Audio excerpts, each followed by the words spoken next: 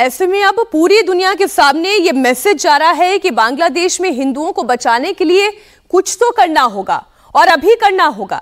बांग्लादेश में अल्पसंख्यकों की सुरक्षा करनी होगी। बांग्लादेश में जिन्हें निशाना बनाया जा रहा है वो खुद आज हमारे साथ है। हमारे साथ राधा रमन दास हैं जो इस्कॉन कोलकाता के उपाध्यक्ष हैं। बहुत स्वागत है राधा रमन जी आपका इंडिया टीवी पर। आप ही बताएं बांग्लादेश में इस वक्त क्या हो रहा है, जो first hand information Radha Raman ji आपके पास आ रही है बांग्लादेश से, आपको क्या कह रहे हैं वहां पर इस्कॉन से जुड़े हुए संत? हरे कृष्ण मीनाक्षी जी, इंडिया टीवी का बहुत बहुत धन्यवाद कि आप लोग बांग्लादेश के जो भक्त हैं उनके लिए आप लोग उनकी जो खबर है, दर्द है, आप दिखा रहे हैं। मैं जब भी बांग्लादेश फ़ोन करता हूं तो एक दुख वाली ही खबर मिलती है। आज जब सवेरे बात हो रही थी तो ये वीडियो उन्होंने शेयर किया जिसमें हम देख सकते हैं कि किस तरह वो ओपनली बोल रहे हैं कि हम लोग इस्कॉन के एक एक भक्त का किडनैप करके उनकी हत्या करेंगे। इवन वो व्यक्ति कह रहा है कि हम ऐसा यज्ञ आरंभ करेंगे कि उस यज्ञ में इस्कॉन के भक्त की आहुति देंगे ताकि बांग्लादेश की पाक जमीन हिंदू मुक्त हो सके। तो स्थिति बहुत ही भयंकर है। लास्ट 10-15 दिन से इस तरह का बयानबाजी चल रहा है उन लोग का। रोज वो लोग रैली निकालते हैं हमारे मंदिरों के आसपास और इस तरह प्रोवोकेटिव भाषण दे रहे हैं। बहुत सारे हमारे जो भक्त जो सैफरोन में बाहर निकल सकते थे वो अभी बाहर भी नहीं निकल सकते हैं क्योंकि हमेशा संकट बना हुआ है कि कब ये लोग कुछ किसी को किडनैप करके कुछ कर सके।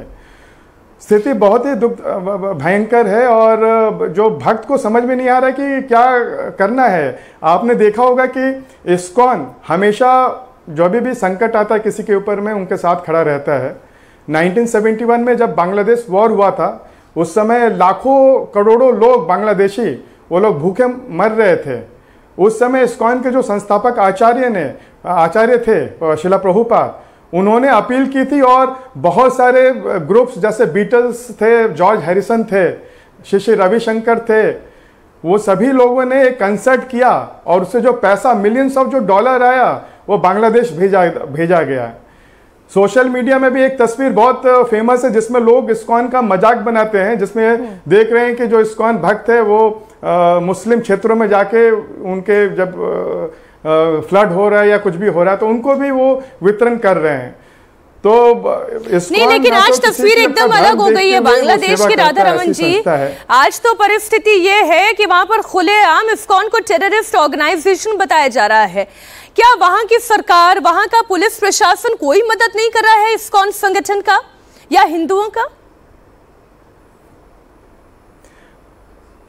एक्चुअली उल्टा हमने देखा कि जस्ट एक सप्ताह पहले पुलिस हिंदू इलाकों में जाकर पहले सीसीटीवी तोड़ रही है और हिंदू बच्चों, यूथ्स को वो लोग पिटाई कर रही है।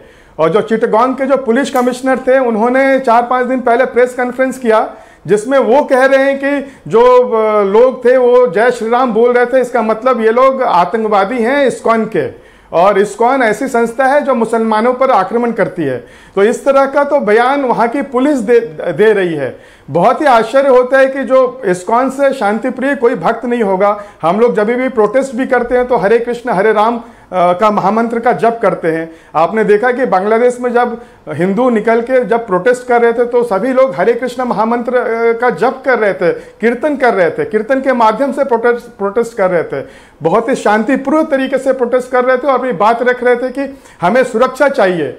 ऐसे लोग को, ऐसी संस्था को अगर ये लोग टेररिस्ट बोल रहे हैं तो इससे हास्यास्पद क्या हो सकता है? अच्छा, एक और खबर ये भी आई कि जो वहां का संविधान है उसमें, अगर मैं गलत नहीं हूं तो जब शेख हसीना का कार्यकाल चल रहा था तब एक सेक्युलर शब्द और जोड़ा गया था, लेकिन अब वहां की कोर्ट में याचिका दायर की गई है कि सेक्युलर शब्द को हटा देना चाहिए संविधान से।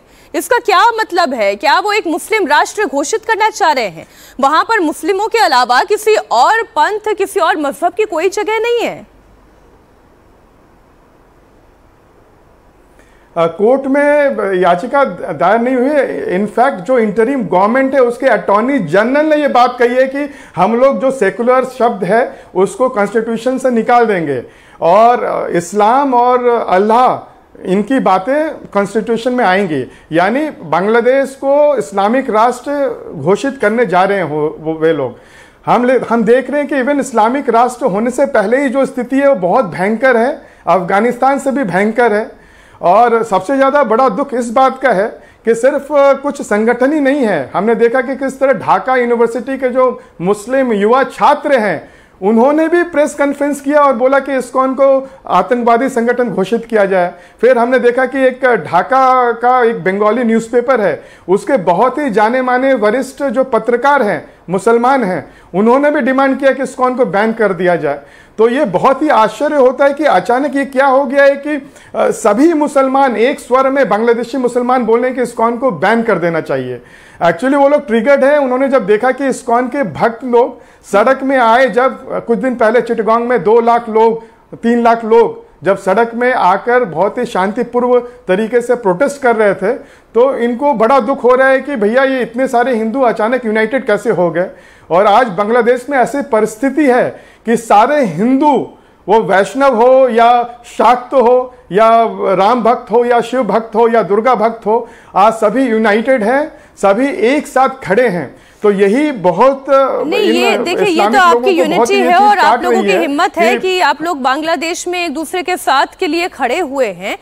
लेकिन वैश्विक समुदाय से किस तरीके की मदद की आप अपेक्षा कर रहे हैं? क्योंकि इस्कॉन संस्थान के मंदिर विश्व के कोने कोने में हैं। आप वहां की सरकारों से क्या मदद की गुहार कर रहे हैं? क्या एक कोई ऑफिशियल चैनल के जरिए आप लेटर्स पहुंचा रहे हैं? जी, 2021 में जब इसी तरह का तांडव हुआ था, जब हमारे 2 भक्तों की गला काट के हत्या कर दी गई थी, और दुर्गा पूजा के समय में बहुत बड़ा हिंसा हुआ था, बहुत सारे हिंदू घरों को जलाया गया था, महिलाओं का रेप हुआ था। उस समय मैं खुद यूनाइटेड नेशन के सेक्रेटरी जनरल को मैंने लिखा था पत्र, और उस समय पहली बार बांग्लादेश के इतिहास में यूनाइटेड नेशन ने एक टीम भेजी थी और उन्होंने एक रिपोर्ट सबमिट की थी। लेकिन यूनाइटेड नेशन से हमें बहुत ज़्यादा अपेक्षा इसलिए नहीं है कि यूनाइटेड नेशन बहुत ही बायस्ड है। ऑल्दो उन्होंने टीम भेजी थी, लेकिन हमने ये भी डिमांड किया था कि बांग्लादेश में जो सेना है, जो शांति बनाए रखने के लिए, हमें पता है कि पीस आर्मी होती है यूनाइटेड नेशन की, उसको उतारा जाए। लेकिन 3 वर्ष हो गए और इसके ऊपर में कोई कार्य नहीं किया गया है। अगर 2021 में हमारी बात को मानकर यूनाइटेड नेशन की आज टुकड़ी वहां पर रहती, तो इन लोगों की इतनी हिम्मत नहीं होती इस तरह का तांडव चलाने का। दूसरा, एक और हमने डिमांड किया था कि जैसे बहुत सारे रीबॉक और नाइक जैसे नाइके जैसे बहुत बड़ी बड़ी कंपनियां हैं जो बांग्लादेश में अपने जूता बनाते हैं और जो कपड़े हैं उनके वो बनाते हैं। तो हमने ये डिमांड किया था कि जब तक वहां पर माइनॉरिटीज की इस तरह से उनके प्रति अपराध कर रहे हैं ये लोग, तो कोई भी ट्रेड ना किया जाए। अगर ये चीज स्टॉप करने में हम लोग सक्षम हो गए तो बांग्लादेश की रीढ़ टूट जाएगी। फिर इन जो इस्लामिक जिहादी है उनको समझ में आएगा कि दाल भात का जो भाव होता है उनको समझ में आएगा, तो फिर लगता है कि ये लोग रुकेंगे। ये देखिए, विश्व को एक साथ खड़े होना पड़ेगा और किसी भी देश में माइनॉरिटी की स्थिति से ही उस देश की प्रगति कितनी है वो तय होती है। उसकी आर्थिक प्रगति के साथ साथ उनकी आध्यात्मिक प्रगति के लिए भी ये जरूरी है। बहुत शुक्रिया राधा रमन जी, इंडिया टीवी को समय देने के लिए।